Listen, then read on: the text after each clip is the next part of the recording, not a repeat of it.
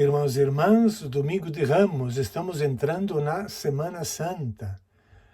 Domingo de Ramos, o evangelho que vamos comentar não é o relato da paixão segundo Lucas, mas o evangelho do ingresso de Jesus.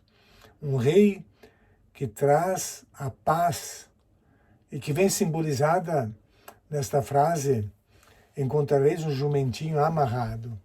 Observamos que o evangelho começa: Jesus caminhava à frente dos discípulos, subindo para Jerusalém. Jesus caminha à frente, vai indicando o caminho e os discípulos o seguem.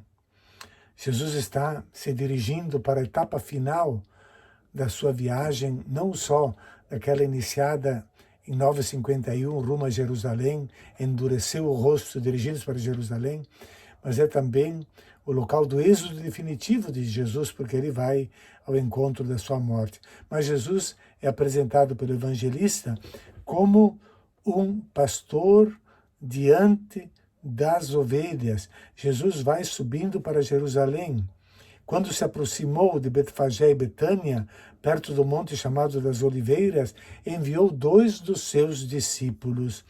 Os evangelhos procuram sempre que falam da morte de Jesus, também recordar a ressurreição. Assim acontece em todas as repetições nos sinóticos dos anúncios da paixão. Termina, mas ressuscitará. Aqui também, Jesus vai subindo para Jerusalém, mas quando se aproxima de Betfagé e Betânia, especialmente Betânia, porque Jerusalém é o lugar da paixão, mas Betânia, de modo especial, é o lugar da ressurreição, é o monte da ascensão. Por isso o evangelista, cada vez que menciona a morte de Jesus, tem a preocupação de trazer também a menção da sua ressurreição. Enviou 2 discípulos dizendo: ide ao povoado ali na frente. Assim foi traduzido o vilarejo, o povoado. Este termo indica uma realidade de resistência à novidade, é o lugar de tradicionais, ficam amarrados no passado, não aceitam a boa nova que Jesus veio trazer, e por isso são os povoados, lugar de resistência. Logo na entrada, encontrareis um jumentinho amarrado, que nunca foi montado, desamarrai-o e trazei-o aqui. Aqui fica claro que não se trata de uma cavalgadura militar. Para entender esta passagem, devemos nos referir à profecia de Zacarias 9:9, que diz o seguinte: dance de alegria, cidade de Sião, grite de alegria, cidade de Jerusalém, pois agora o seu rei está chegando, justo e vitorioso. Ele é pobre, vem montado num jumento, num jumentinho, filho de uma jumenta. Ele destruirá os carros de guerra de Efraim e os cavalos de Jerusalém.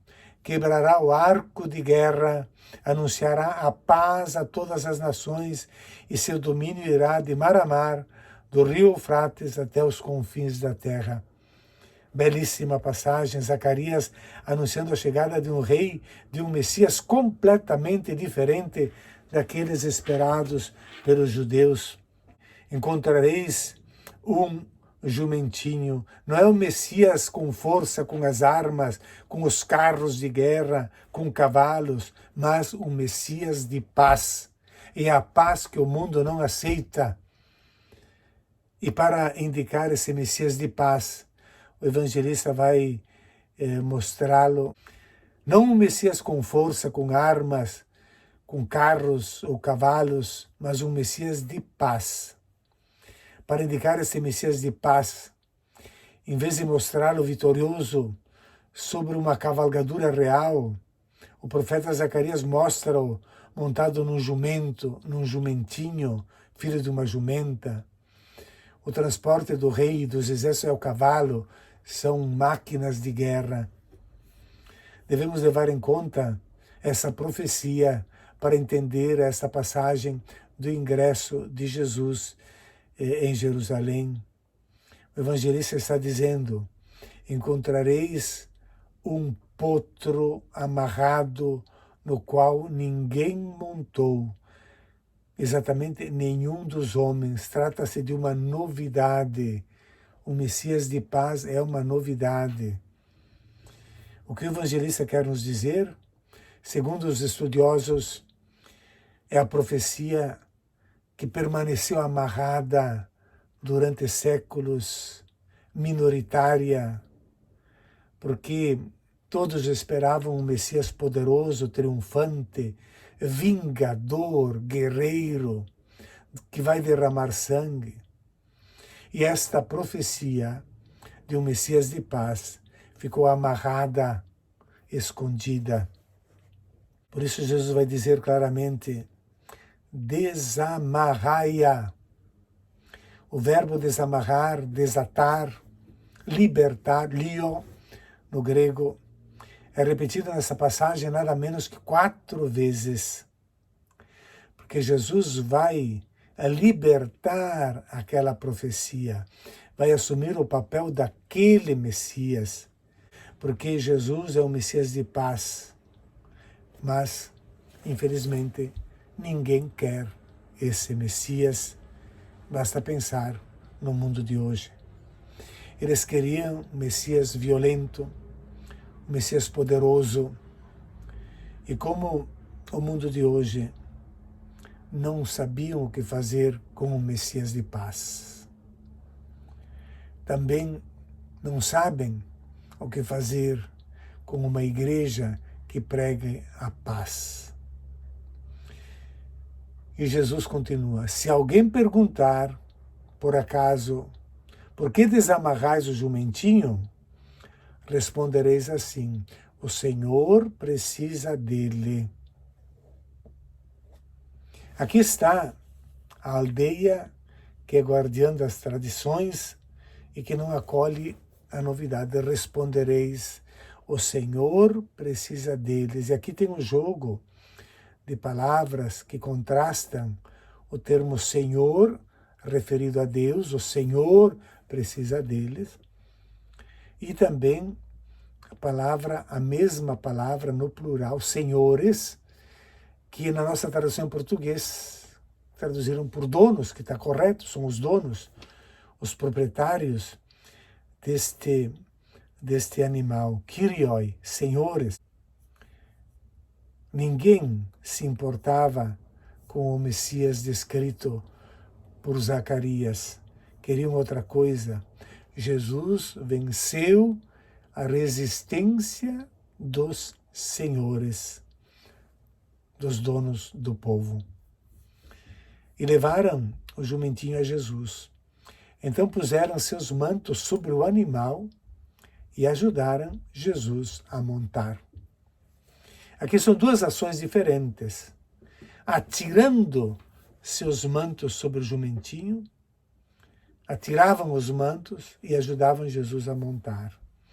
O manto indica a totalidade da pessoa. Por isso a lei no Antigo Testamento proíbe penhorar o manto. Pode penhorar do dia à noite, tem que devolver. Porque a vida da pessoa está simbolizada nesse manto, na sua proteção, no lugar para dormir.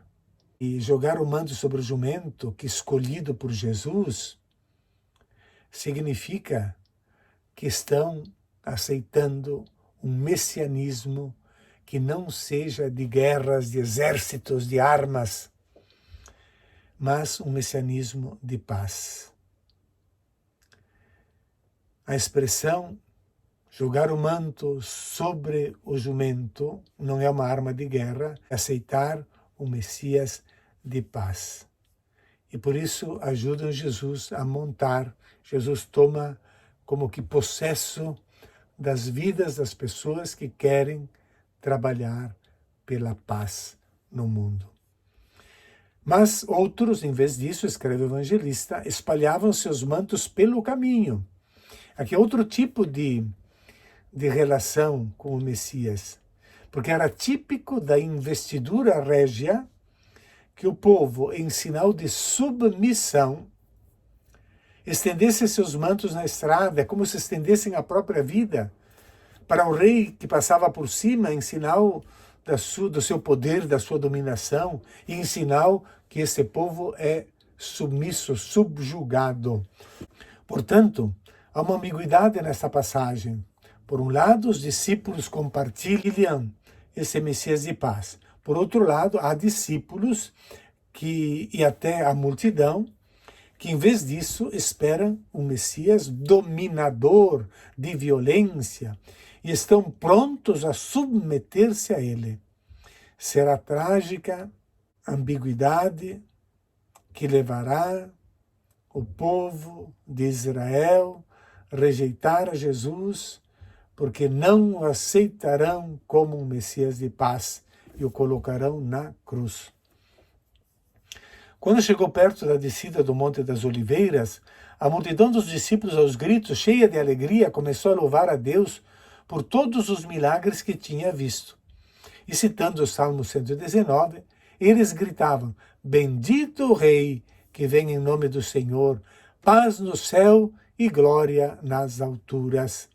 O Rei é esse Messias da paz, como Jesus está claramente manifestando. De fato, logo em seguida, o evangelista acrescenta paz no céu. No céu significa a origem desse Messias. E que essa paz vem do céu significa que é de Deus. Jesus é o Messias enviado por Deus. E o dom que Deus deu a Israel e à humanidade é esta.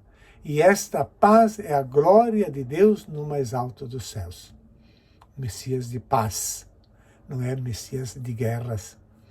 Pois bem, diante dessa novidade, que não é aceita, eis os representantes religiosos fariseus reagindo logo.